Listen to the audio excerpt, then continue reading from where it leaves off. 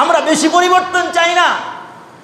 প্রধান উপদেষ্টার কাছে আমরা বলতে চাই, যেহেতু এই আলোচনাগুলো অনলাইনে যাবে, যারা আমাদের আলোচনা শুনবেন, প্রধান উপদেষ্টার কাছে আজকে আমরা এই 5 ভাগ মসজিদ থেকে আপনার কাছে আহ্বান জানাচ্ছি, বেশি পরিবর্তন করার প্রয়োজন নাই। একটা শুধুমাত্র পরিবর্তন করুন, সেটা হচ্ছে আমাদের সংবিধান হচ্ছে কোরআন। ঠিক কিনা? আমাদের সংবিধান হবে কোরআন। কোরআন যদি আমাদের সংবিধান হয়ে যাবে, তাহলে কোনো দুর্নীতিবাজের এই বাংলাদেশে আর ঠাঁই হবে না।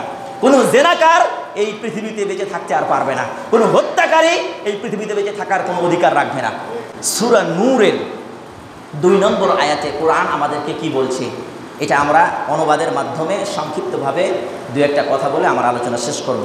আল্লাহ সুবহানাহু ওয়া তাআলা সূরা নূরের ভিতরে কোরআনের মাধ্যমে আমাদেরকে বলছেন, আয-যানিয়াতু ওয়াজ-যানি ফাজলিদু কুল্লা ওয়াহিদাতিন মিনহুমা মিআতা জালদা ওয়ালা তা'খুযুকুম বিহিমা রা'ফাতুন ফি দীনিল্লাহি ইন কুনতুম তু'মিনুনা বিল্লাহি ওয়াল ইয়াউমিল আখির।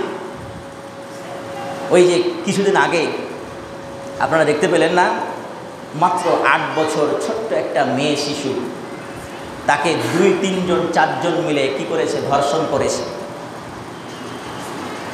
করেছে। অবশেষে সেই শিশু মেয়েটি মৃত্যুবরণ করেছে। দেখেন, মাঝে মাঝেই আমাদের বাংলাদেশে ধর্ষণের মানে মোবাইলটা খুললেই আপনি ধর্ষণের সংবাদ আপনার সরাসরি আপনার চোখের সামনে চলে আসছে। কিন্তু আজকে যদি আমরা এই বাংলাদেশে কোরআনের সংবিধান যদি আমরা চালু করতাম, আজকে আমরা এমন মুসলিম হয়েছি, ব্যক্তির থিওরি আমরা আমাদের মুখ দিয়ে উচ্চারণ করি, কিন্তু আমরা মুসলিম হয়ে আমাদের মুখ দিয়ে এই কথা বলার সাহস নেই।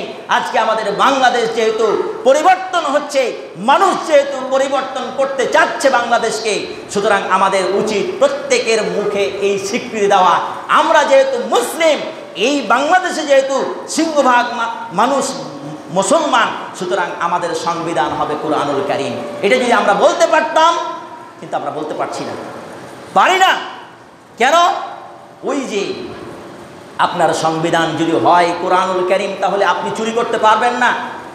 আপনি চুরি করার পরেও আপনার হাত না কেটে আপনি এই বাংলাদেশে অবস্থান করছেন, কিন্তু কোরআনের আইন যদি বাস্তবায়ন হয়, তাহলে কোনো চোরের আর হাত থাকবে না, কোনো জেনাকারী আর এই পৃথিবীতে বেঁচে থাকতে পারবে না। সম্মানিত উপস্থিতি, এই সুবিধাগুলো ভোগ করার জন্য আজকে আমরা কোরআনকে সংবিধান হিসেবে চাই না। আল্লাহ সুবহানাহু ওয়া তাআলা বলছেন, আয-যানিয়াতু ওয়াজ-যানি ফাজলিদু কুল্লা ওয়াহিদাতিন মিনহুমা মিআতা জালদা। কোনো যদি অবিবাহিত নারী পুরুষ যদি জেনা করে, তাহলে তাদেরকে 100 বেত্রাঘাত করা লাগবে।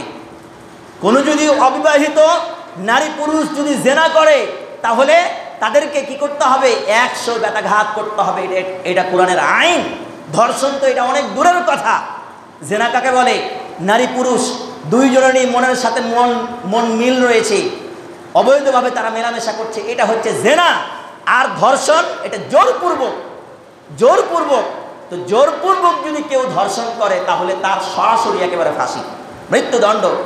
সুতরাং কোরআনের আইন অনুপাতে যদি আমরা আমাদের জাতীয় মসজিদ বাইতুল মুকাররম, এই বাইতুল মুকাররমের সামনে যদি কোনো জেনাকারিনী আর জেনাকারকে যদি সচক্ষে হাজার হাজার মুমিন মুসলমান অবস্থান করবে, আল্লাহ বলছেন, ওয়ালা তা'খুযুকুম বিহিমা রা'ফাতুন ফি দীনিল্লাহ ইন কুনতুম তু'মিনুনা বিল্লাহি ওয়াল ইয়াউমিল আখির ওয়াল ইয়াশহাদ আযাবাহুমা তা'iফাতুন মিনাল মুমিনিন।